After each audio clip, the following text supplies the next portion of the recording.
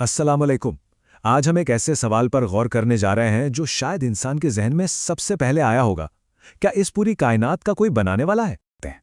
आप सबको अस्सलामुअलैकुम। जरा सोचिए, अगर एक छोटी सी मामूली सी घड़ी को बनाने के लिए भी किसी वॉचमेकर की जरूरत पड़ती है, तो फिर इस इतनी बड़ी, इतनी विशाल कायनात के बारे में क्या कहेंगे? तो चलिए, सबसे पहले एक बहुत ही बुनियादी, एक फंडामेंटल प्रिंसिपल को समझते हैं। यही वो उसूल है जिस पर यह पूरा आर्ग्यूमेंट टिका हुआ है।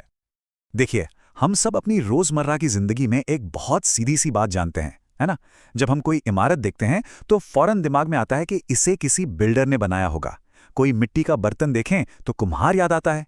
एक कार को देखकर हम उसके इंजीनियर के बारे में सोचते हैं। मतलब, बात बिल्कुल साफ है, जहां भी डिजाइन है वहां एक डिजाइनर जरूर होता है। ये कोई रॉकेट साइंस नहीं, एक बहुत ही कॉमन सेंस वाली बात है। तो ठीक है, अब जब ये उसूल समझ आ गया तो चलिए इसी सिंपल आइडिया को लेकर कायनात की कुछ बहुत ही गहरी, बहुत कॉम्प्लेक्स मिसालों पर अप्लाई करके देखते हैं। जरा तसव्वुर कीजिए कि आप किसी रेगिस्तान से गुजर रहे हैं और अचानक रेत में आपको एक घड़ी मिलती है।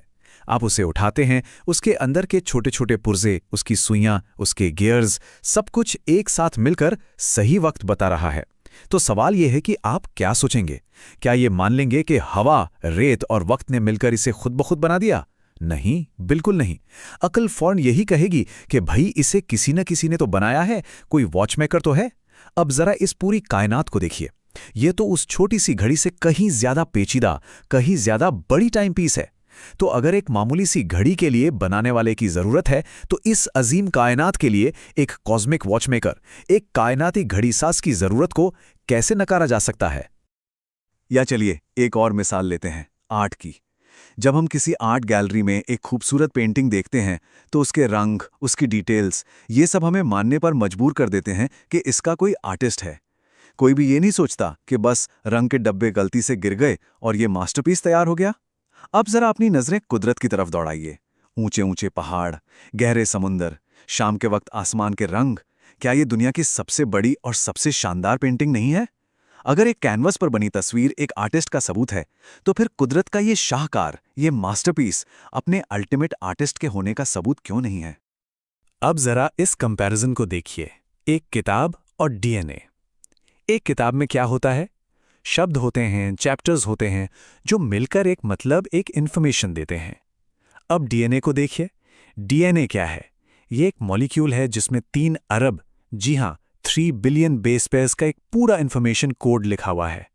ये एक ऐसी किताब है जो तय करती है कि कोई भी जानदार कैसा दिखेगा, कैसे काम करेगा।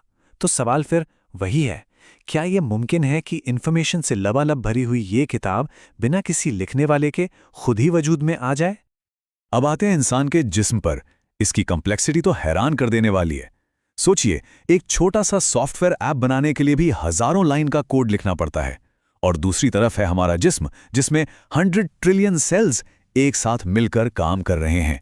हर एक सेकंड में अरबों केमिकल रिएक्शंस हो रहे हैं। और सबसे कमाल की बात क्या है? ये सिस्टम खुद अपनी मरम्मत भी कर लेता है, सेल्फ रिपेयरिंग है। तो अगर एक मामूली से सॉफ्टवेयर को बनाने के लिए प्रोग्रामर्स चाहिए, तो इंसानी जिस्म जैसे इस हैरत अंगेज निजाम के पीछे एक अल्टीमेट प्रोग्रामर की जरूरत से कैसे इनकार किया जा सकता है? हो सकता है कुछ लोग सोचें कि भाई साइंस इस बारे में क्या कहती है। और मजे की बात यह है कि आज की मॉडर्न साइंस डिजाइन के आइडिया को खारिज करने के बजाय असल में इसके सबसे मजबूत सबूतों में से कुछ पेश कर रही है। साइंस में एक कॉन्सेप्ट है जिसे कहते हैं इररेड्यूसिबल कॉम्प्लेक्सिटी। अब इसका मतलब क्या है?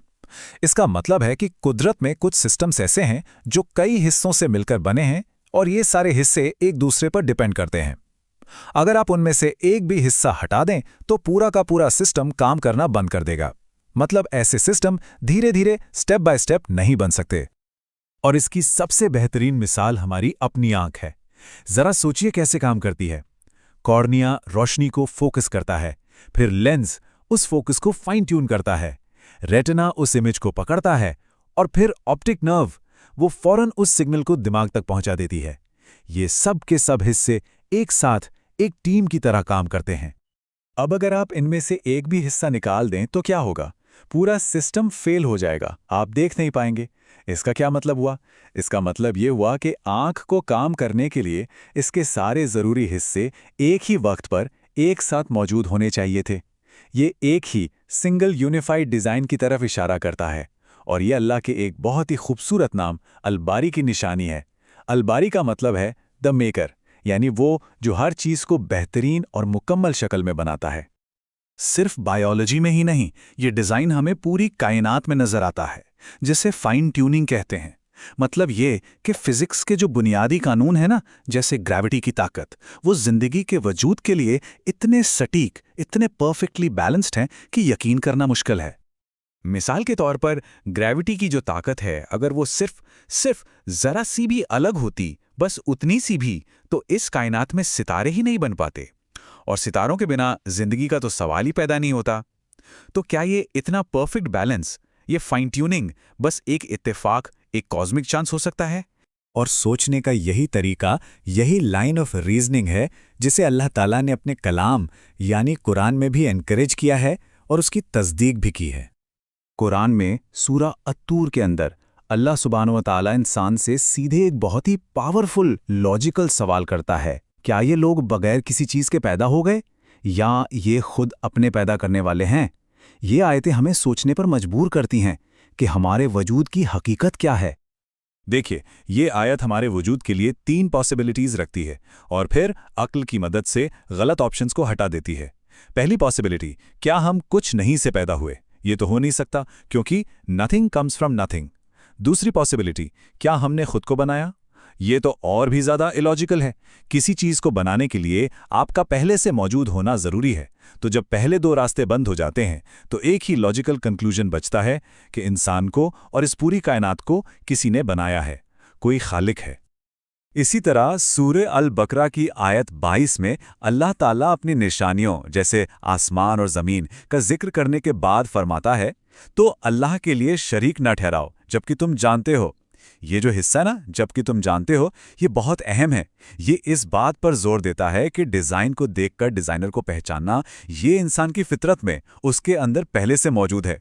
लेकिन इस पूरे आर्ग्यूमेंट पर एक बहुत ही मशहूर सवाल उठाया जाता है। तो चलिए अब ज़रा उस सवाल को देखते हैं और उसका जवाब ढूंढते हैं। और वो सवाल ये है, अच्छा, अगर हर चीज़ का कोई बनाने वाला है, तो फिर उस बनाने वाले को किसने बनाया? असल में ये सवाल ही एक लॉजिकल फैलेसी है। इसे कैटेगरी एरर कहते हैं। इसका मतलब है कि आप एक चीज़ की प्रॉपर्टीज़ को किसी ऐसी दूसरी चीज़ पर लागू कर रहे हैं जिस पर वो लागू ही नहीं हो सकती। जैसे ये पूछना कि किसी आवाज़ का रंग क्या है। आवाज़ की कैटेगरी में रंग होता ही नहीं। बिल्कुल इसी तरह बनाने वाले पर बनाई गई चीज़ के कानून लागू नहीं होते। इसे ऐसे समझिए, एक पेंटर एक तस्वीर बनाता है, लेकिन वो खुद एक तस्वीर नहीं होता, है ना? ठीक इसी तरह खालिक यानी क्रिएटर ने इस कायनात को बनाया है, लेकिन वो खुद इस कायनात का हिस्सा नहीं है। वो कॉज है, इफेक्ट नहीं। वो अनक्रिएटेड है, फर्स्ट कॉज है, इनफाइनाइट है। जबकि क्रिएशन यानी मखलूक, वो क्रिएटेड है, इफेक्ट है, फाइनाइट है। लॉजिक खुद ये कहता है कि हर चीज़ की वजहों का ये सिलसिला कहीं तो जाकर रुकना चाहिए, एक ऐसे वजूद पर जो खुद किसी की वजह से ना हो, एक अनक्रिएटेड क्रिएटर। तो अब आखिर में सवाल सिर्फ ये बचता है, जब हर एक सेल से लेकर हर एक सितारे तक में हमें डिज़ाइन के इतने ज़बरदस्त सबूत मिलते हैं, तो क्या मानना ज़्यादा लॉजिकल है? एक डिज़ाइनर पर यकीन करना या ये मानना कि ये सब बस एक कॉस्मिक चांस, एक बड़ा सा इत्तेफाक है?